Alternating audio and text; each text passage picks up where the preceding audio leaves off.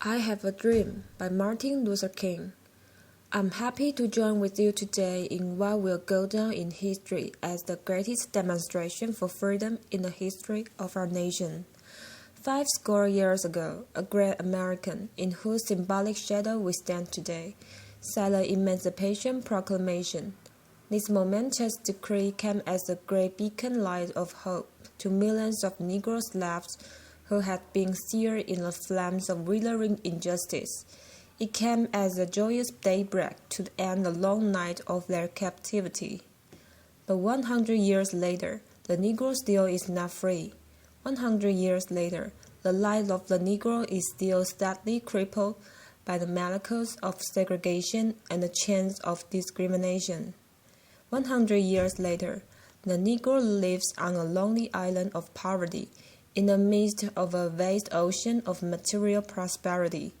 100 years later, the Negro is still languished in the corners of American society and finds himself an exile in his own land. And so we come here today to dramatize a shameful condition. In a sense, we've come to our nation's capital to cash a check. When the architect of our republic wrote the magnificent words of the Constitution and the Declaration of Independence, they were signing a promissory note to which every American was to fall heir. This note was the promise that all men, yes, black men as well as white men, will be guaranteed the unalienable right of life, liberty, and the pursuit of happiness.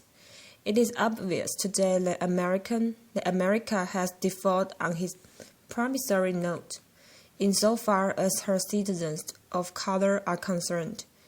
Instead of honoring this sacred obligation, America has given the Negro people a bad check, a check which has come back marked insufficient funds. But we refuse to believe that the Bank of Justice is bankrupt.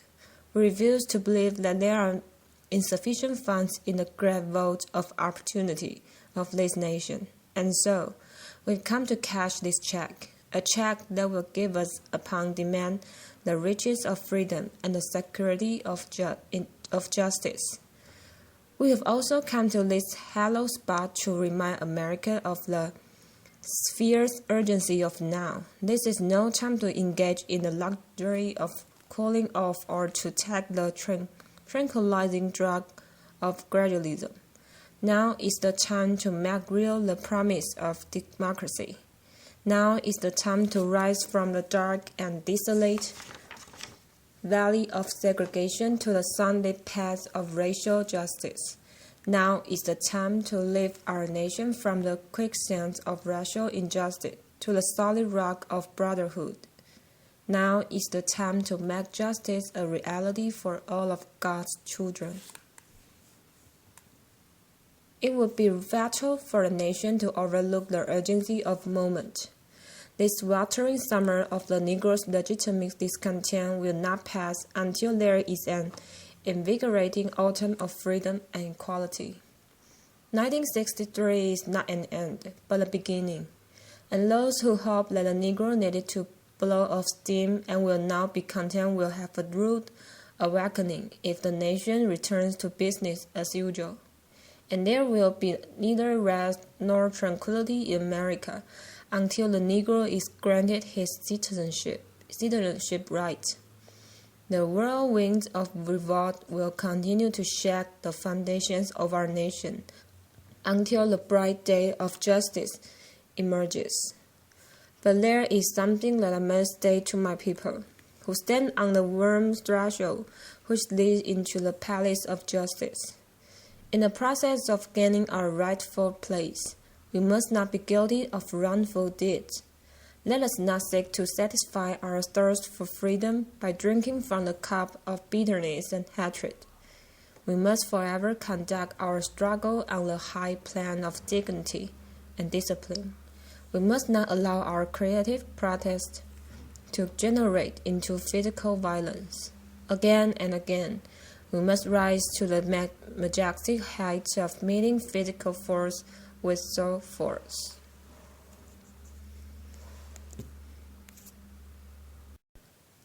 The marvelous new militancy which has engulfed the Negro community must not lead us to a distrust of all white people, for many of our white brothers, as evidenced by their presence here today, have come to realize that their destiny is tied up with our destiny, and they have come to realize that their freedom is inextricably bound to our freedom.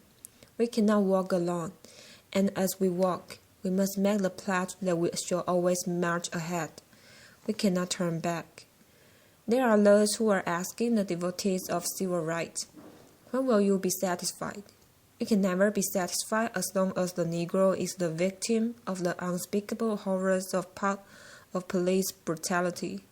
You can never be satisfied as long as our bodies, heavy with the fatigue of travel, cannot gain lodging in the motels of the highways and the hotels of the cities. We cannot be satisfied as long as the Negro's basic mobility is from a smaller ghetto to a larger one.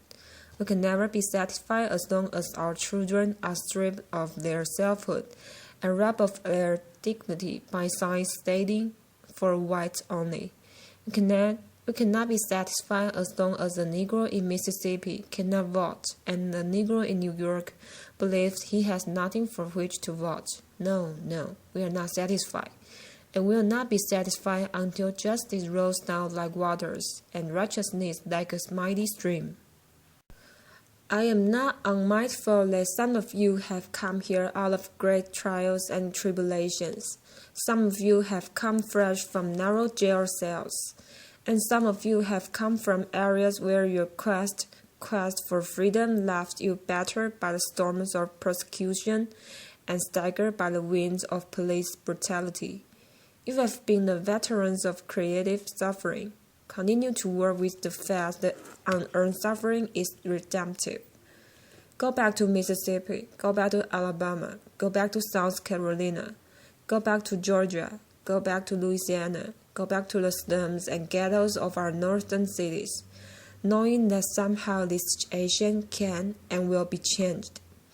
Let us not wallow in the valley of despair. I say to you today, my friends, and so even though we face the difficulties of today and tomorrow, I still have a dream. It is a dream deeply rooted in the American dream. I have a dream that one day this nation will rise up and live out the true meaning of its creed. We hold this truth to be self-evident, that all men are created equal. I have a dream that one day on the red hills of Georgia, the sons of former slaves and the sons of former slave owners will be able to sit down together at a table of brotherhood. I have a dream that one day even the state of Mississippi, a state sweltering with the heat of injustice, sweltering with the heat of oppression, will be transformed into an oasis of freedom and justice. I have a dream that my 4 little children will one day live in a nation where they will not be judged by the color of their skin, but by the content of their character. I have a dream today. I have a dream that one day, down in Alabama, with its vicious racist, with its governor having his lips dripping with the words of interposition and nullification, one day right there in Alabama, little black boys and black girls will be able to join hands with little white boys and white girls as sisters and brothers. I have a dream today.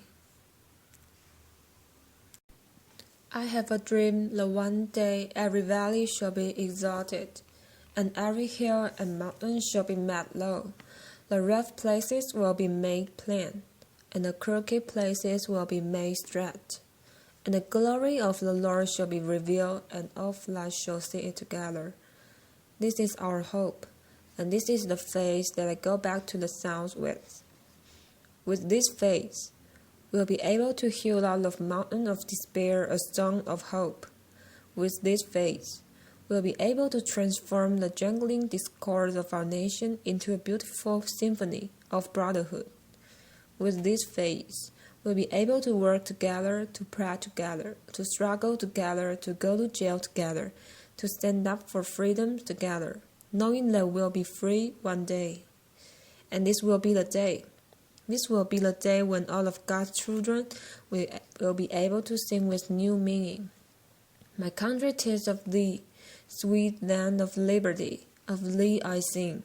Land where my fathers died, land of the pilgrim's pride. From every mountainside, let freedom ring. And if America is to be a great nation, this must become true. And so let freedom ring from the prodigious hilltops of New Hampshire. Let freedom ring from the mighty mountains of New York. Let freedom ring from the heightening Alleghenies of Pennsylvania. Let freedom ring from the snow-capped Rockies of Colorado. Let freedom ring from the curvaceous slopes of California. But not only that. Let freedom ring from Stone Mountain of Georgia. Let freedom ring from Lookout Mountain of Tennessee. Let freedom ring from every hill and molehill of Mississippi. From every mountainside, let freedom ring.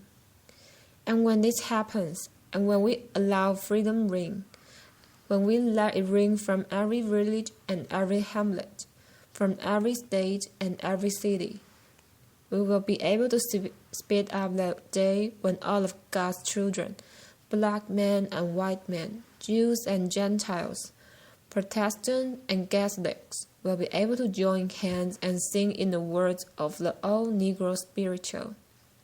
Free at last, thank God Almighty, we are free at last.